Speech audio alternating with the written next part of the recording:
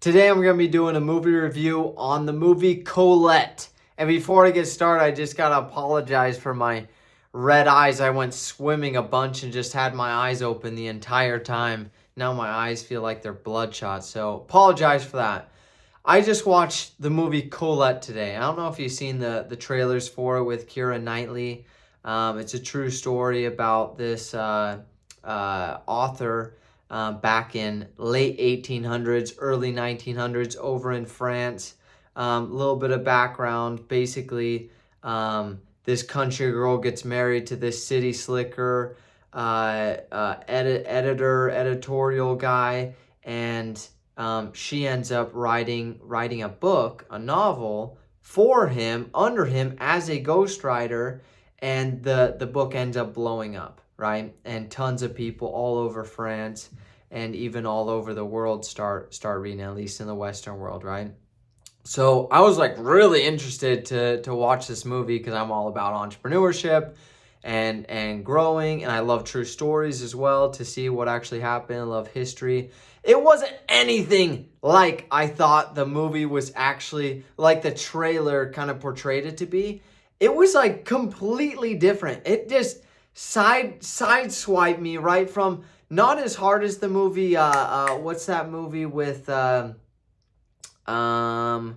blanking right now, but he's has a mental illness, and shoot, I can't remember. He like sees things and he thinks that things are there, but they're not actually there.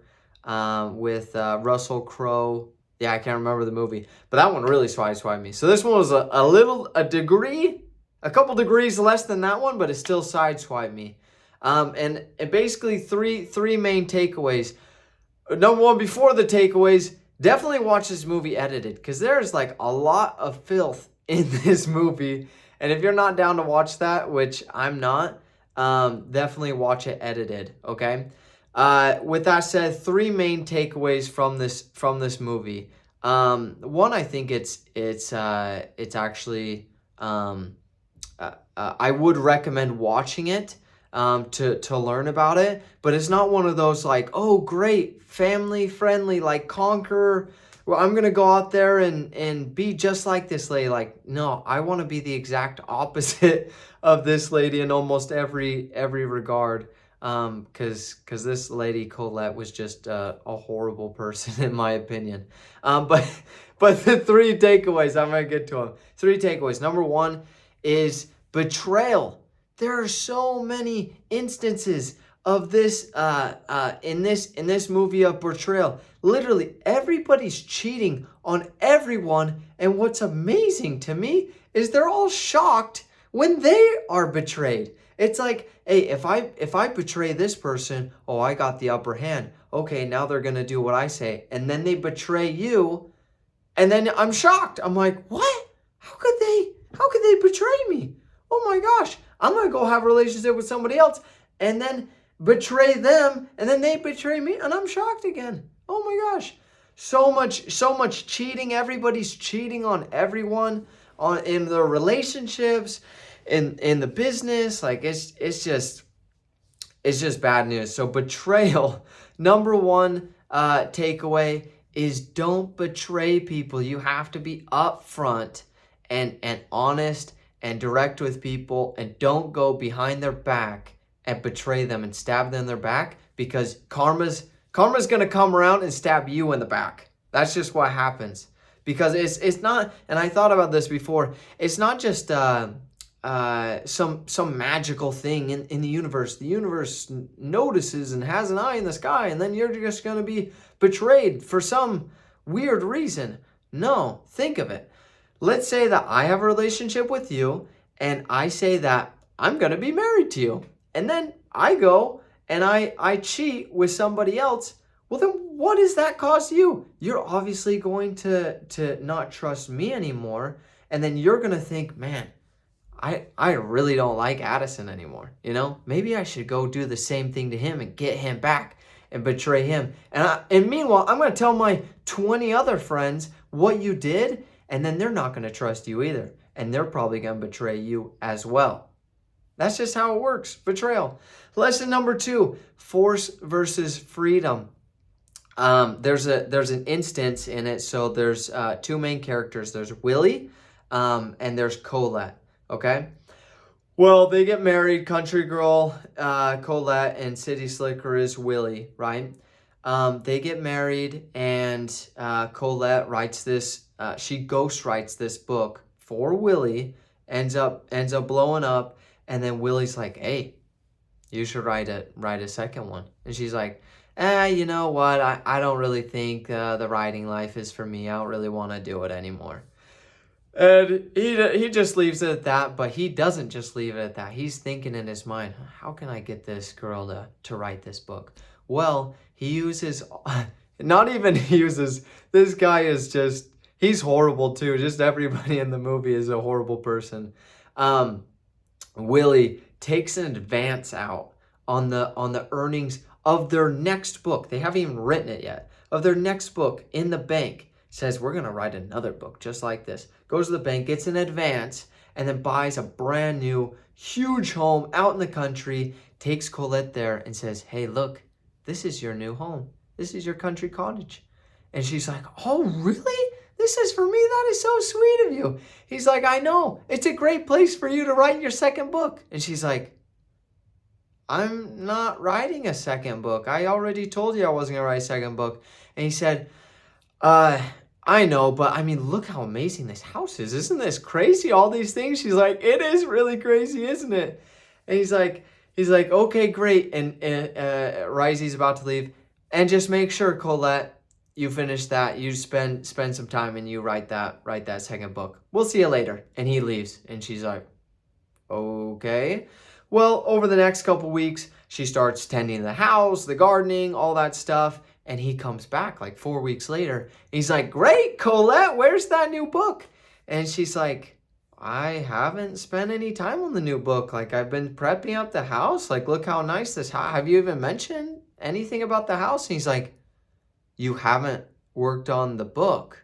That's why I got you this house, so that you could work on the book. And she's like, what?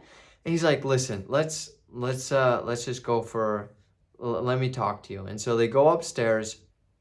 And he's walking up the stairs, pushes her into this room, shuts the door, locks the door, literally locks her in there. And she starts screaming. She's like, let me out of here. You're insane. He's like, maybe that will teach you to write this book. I'll be back in 4 hours and you better have wrote something. Well, she's just pissed at him. And I paused it and I asked my wife, I was like, so what do you think of that? And we were talking about it. And it's like, force never works. It kind of goes back to that betrayal, is that things like that, when you force people to do things, it worked in that instance in the effect of, she was pissed and she's like, I'm just going to go and write the best book ever for myself, not for him.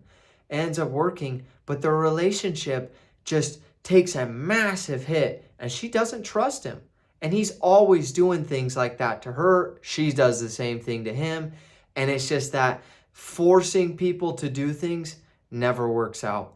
Lesson number 3, final lesson, is the moral decay.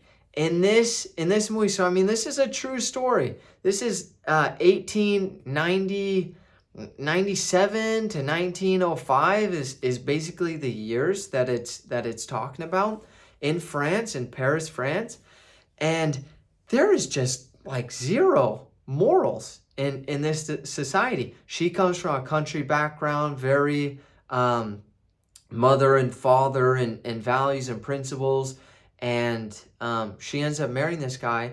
And like the first week, she finds him cheating on her. And she's like, what the heck's up with that? I saw you with this other girl. He's like, no, that's just what everybody does. Everybody has 2 or 3 mistresses.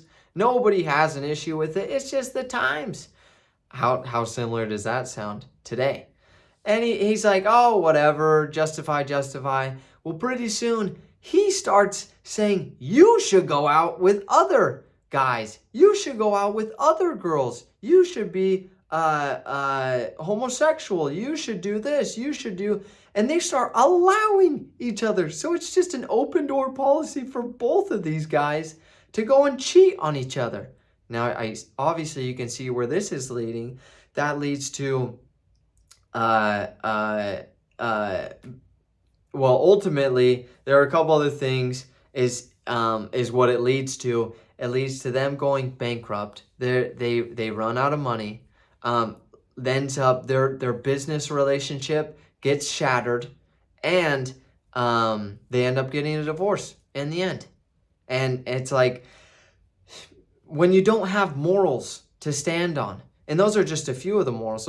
It really in this movie, it really focuses on the sexuality side, and so that's kind of why I'm bringing up cheating on spouses, transgender, transvestite, homosexuality, that kind of stuff, because it really focuses on this in this movie. But there's tons of instances where they're forcing each other to do stuff, they're lying to each other, they're not keeping their word. And when you don't have morals, you don't have that moral backbone to stand on, just everything decays around it. That's what happened with the Roman Empire. I mean, that's what's happening with America today. When you don't have a moral foundation to stand on and you just say, yeah, whatever goes, then you end up losing a society. So those are my 3 takeaways from the movie Colette. Like I said before, I'd highly recommend watching it.